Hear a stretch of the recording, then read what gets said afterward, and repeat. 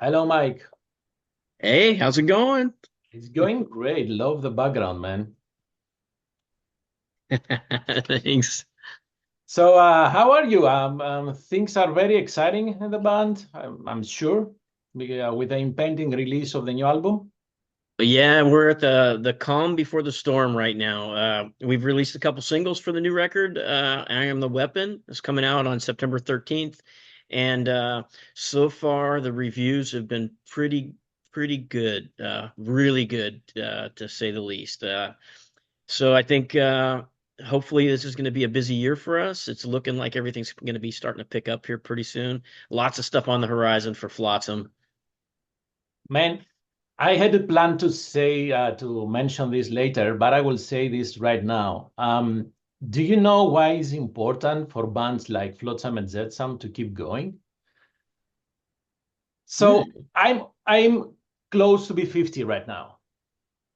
So when you get a chance to get a new album and see a band that you have been following since you have been a teenager, it means that you are still young, if you get my drift. Absolutely. That's freaking cool. And you're not the only one that said that before. I've heard it. A lot of people are. I've done a few interviews for this record. There's a lot of people, that are catching back on to what's happening with Flotsam, and they say the same thing, kind of revisiting their youth, revisiting the old metal days, and I think it keeps us young for sure. I'm late 50s and I don't feel like that. Besides a hurt, my back's all messed up, but like mentally, I'm like 25 still, like Of course, I'm talking about mentally, and I'm not calling the band old, right? I'm saying oh, that it's it gives, no, I'm serious. It gives us energy. When I saw you guys last time you were at Regis with Eric having so many issues with his voice and still keep going, that's super, super amazing. So important. oh So yeah. we are really, I really appreciate what a band like Flotsam and Jetsam is doing right now. So I have to say that out loud. Thank you. We're still enjoying it, and I think I share this with the rest of the guys. Very blessed to still be relevant after all these years. We started out during when metal started, all the speed metal and thrash metal, it was a very small group of people, nucleus of the Bay Area, obviously. And then we never knew it was going to grow to this big. We never thought Metallica would be selling out stadiums and stuff like that. So metal people are happy, and I think the rest of society's catching on, and they have been throughout the years. And you don't see any upset metal fans at a show. It's just smiles and beer.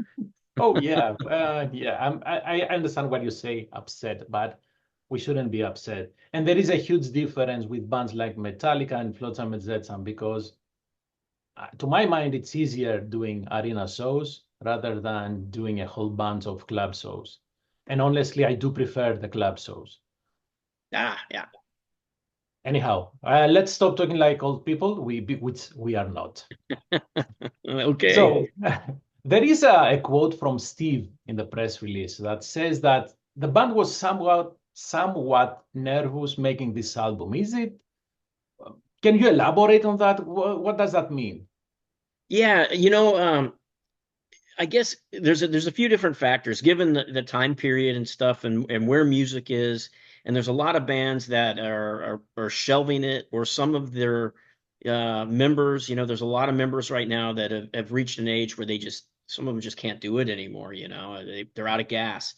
Um, so when we made this record, nobody wants to the band's not breaking up or anything like that, but nobody wants to do their next record be worse than their previous one, right? So Sure. we always want to top what we just did, and we were a little nervous with the songs that we had completed, and until we heard them get back from the mix, and then we're like, okay, this is as good as our latest release, which was Blood and Water, and then uh, I Am the Weapon's going to come out, and everybody's saying that it's a better record. So there's a relief factor in that, but it's always a shoot whenever you release something new. Are people going to like it or not? Because you always want people to like it more than they like the True, last one. true. So that's where the nervous comes in.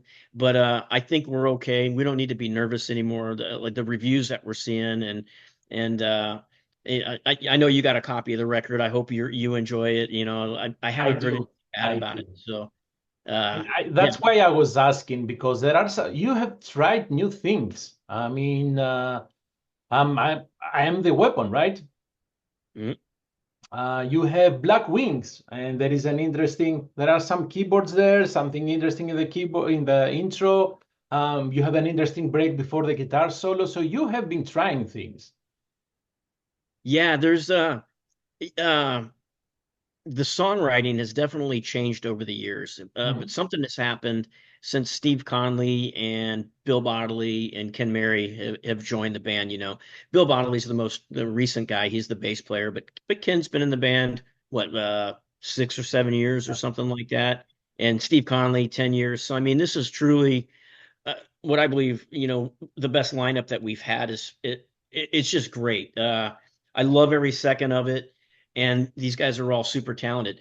But when we're talking about music, what Steve brings to it, let me go back a little bit because most of the songwriting starts with either guitar riffs, either me writing a guitar riff or Steve writing a guitar riff, and it just kind of escalates, through everybody after that. But we bring such different aspects to the band. Like he plays a lot of death metal and power metal. He brought that to the band where I'm not good at writing power metal songs. I can write speed metal and thrash metal all day long.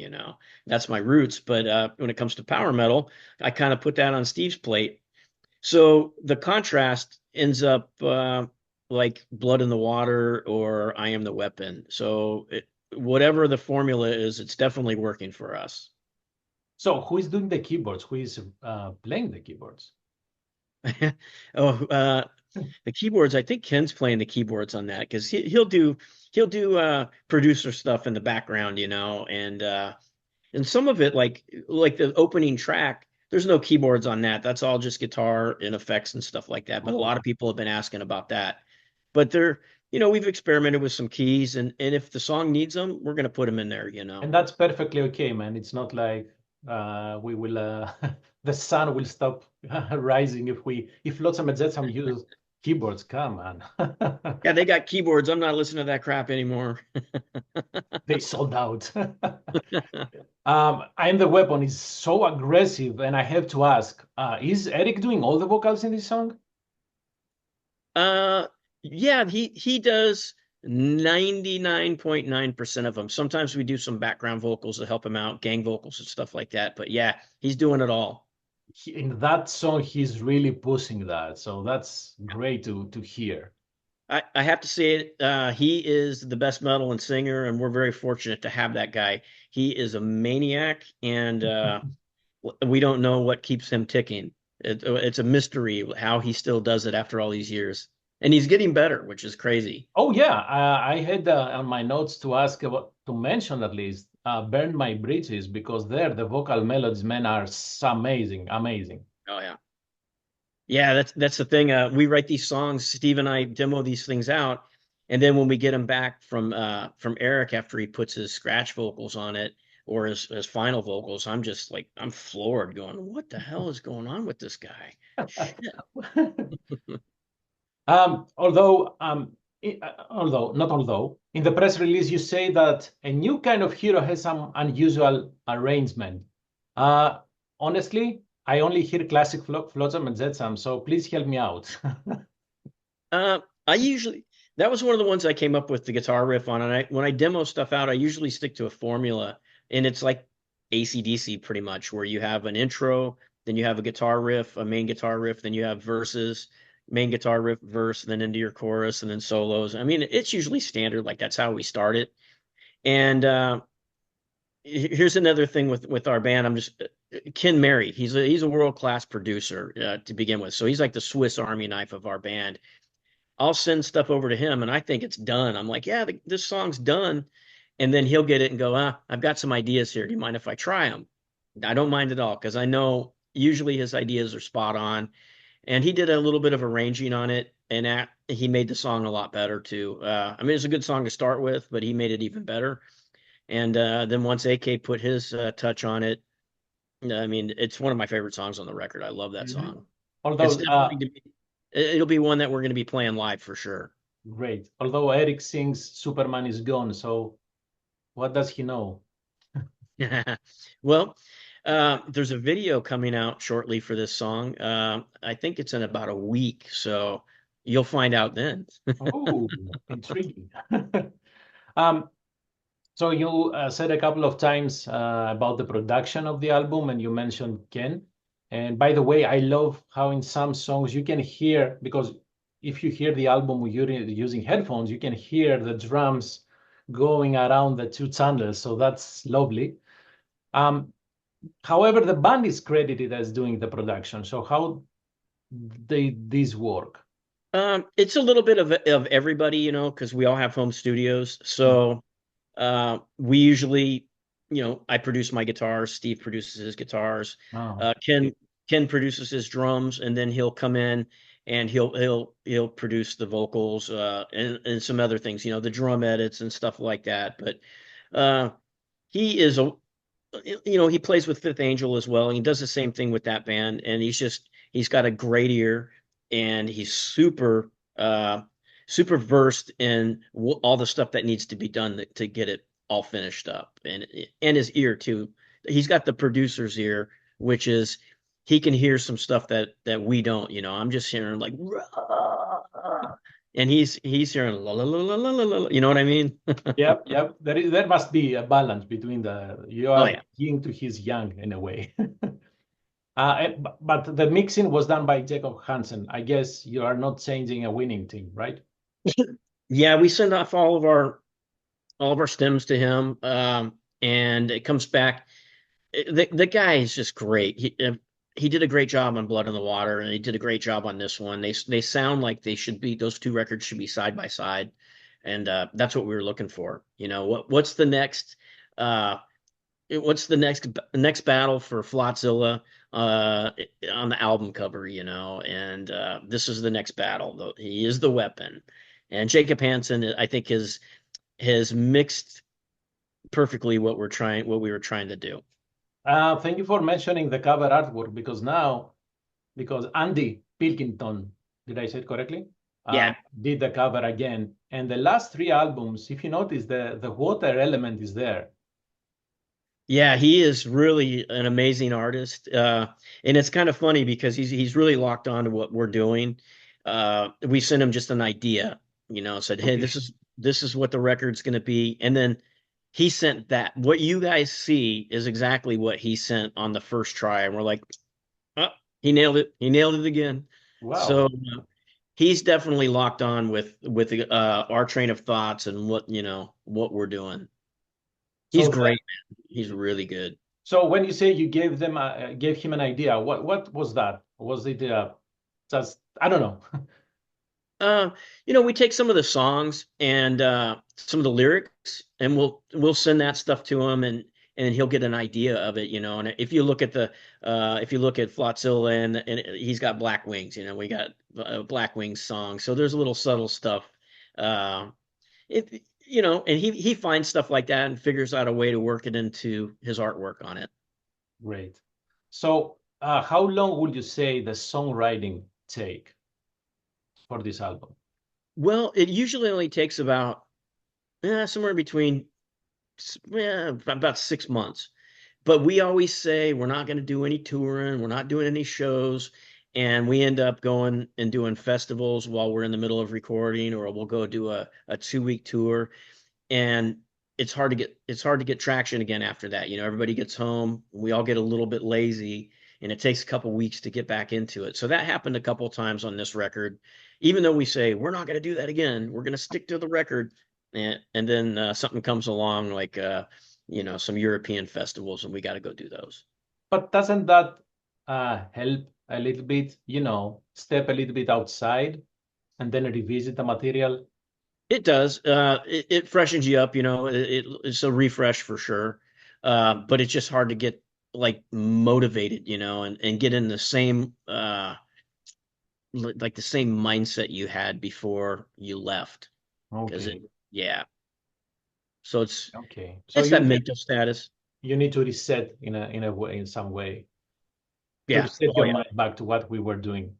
Um, so when you're working on a song, you said it starts with a riff.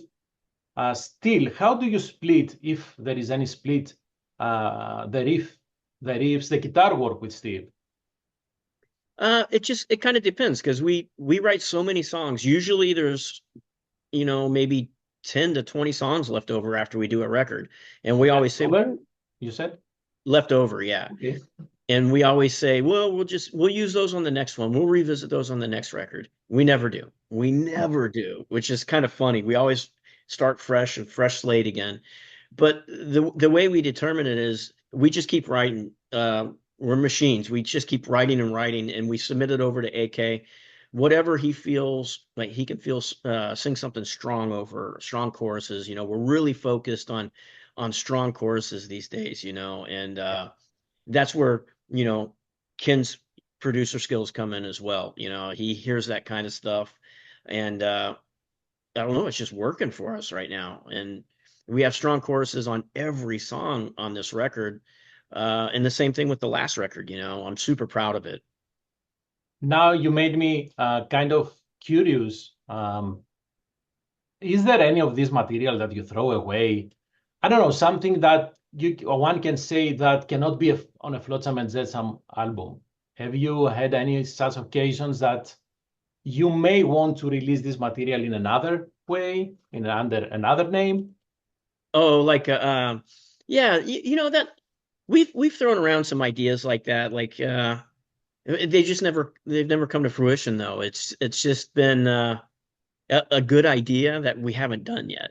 I would love to do that, but it would have to be produced well and mixed and everything like that. And uh, you know, there'd still be a little work because some of those get thrown out before they even get vocals and stuff on them. So But they that's the just same, right? Because I can, unless it's something I don't know, folk. I don't know. Anyhow, because you had some more aggressive songs, so I would love to hear where did those come from? Because oh I cannot believe that you just wrote an aggressive song and then you said, okay, we're done. Let's move to the next one. There must be, a trail leading to that. I've talked about this before. It's kind of like game face, like an athlete. They uh they gotta figure out a way to get into the game, so we're doing that by listening to music. I'll listen to Arch Enemy. Steve listens to Arch Enemy. I listen to a lot of Slipknot. I try to stay away from anything that is not heavy, really. So just trying to get into the game like that.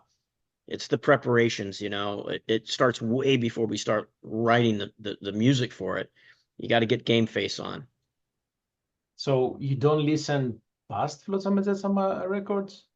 Yep. I don't listen to the past records. Yeah, because Um, you said bands that kind of on the modern side of things, like Slipknot, Arch Enemy. Those are not Bay Area thrash, let's say. yeah, I'll listen to that. Just something that makes me angry. That I want to. You know this feeling of being a metalhead. Like when it happens, you're just like, "Rah," you want to just jump around.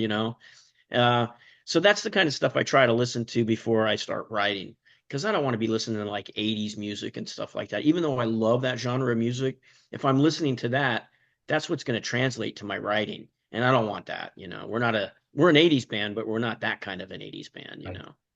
You can always switch on the TV. You will, I guarantee you will get angry, but a different type of getting angry. Oh, I'm angry, all right. Anywho, I saw that you did a box opening video. Good job on that on Facebook about the flag that you got sent from Brazil. That was, you have a career in front of you, man.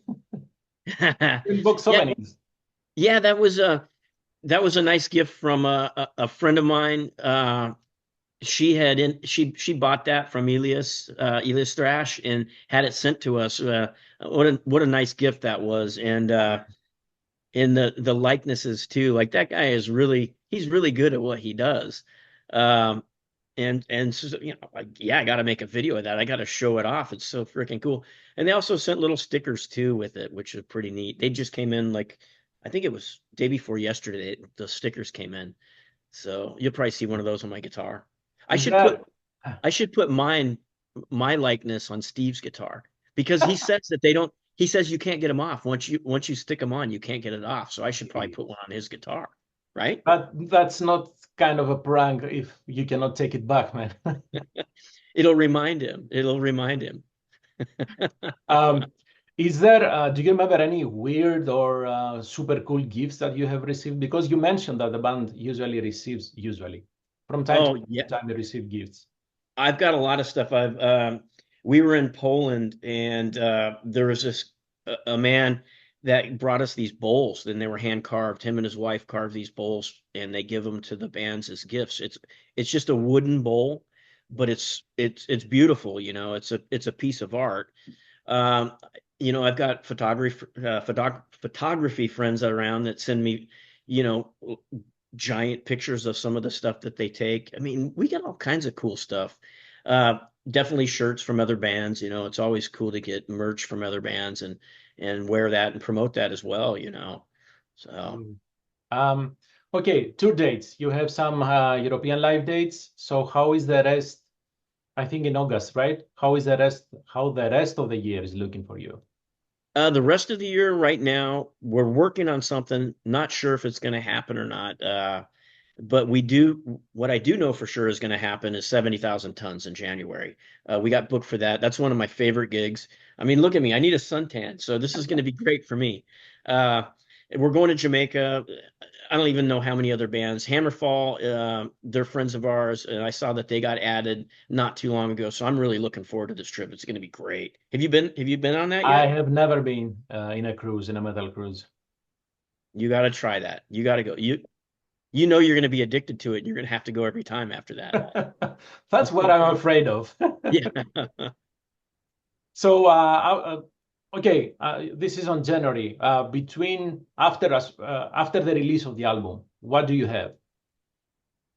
Uh, Because you well, said you were working on something, but you didn't mention on what side of the Atlantic it is. oh yeah, it's on the United States side of the Atlantic. Okay, good. But then also 2025 is going to start picking up too over there. We just signed with a new management company Oh, and man, there's just a lot of stuff brewing right now. I'm super excited about it. I want to tell you guys about it, but I can't. okay. Is Chicago included?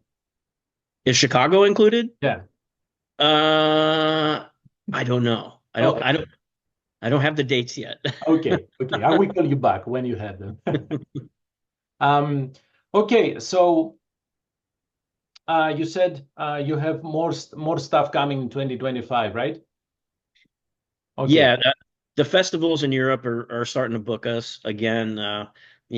That's every summer we get to go do that, fortunately. And yeah, I mean, and hopefully there'll be club tours with that, or maybe even something a little better than that.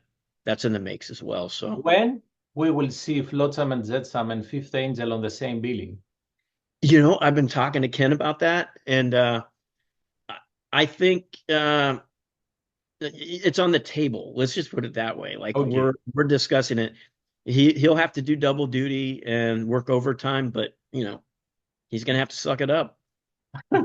Well, if the fans are asking, then he has to do that.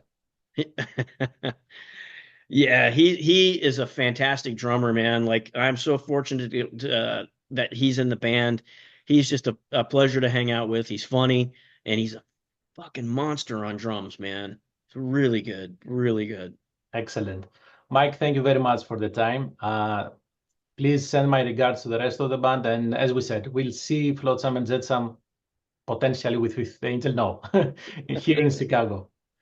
Thank you so much. Thanks for having me on, and I appreciate it too. I'm glad you're enjoying the record. Thank you. Absolutely. Have a great rest of your day, man. You too. Thanks. Bye bye. Bye.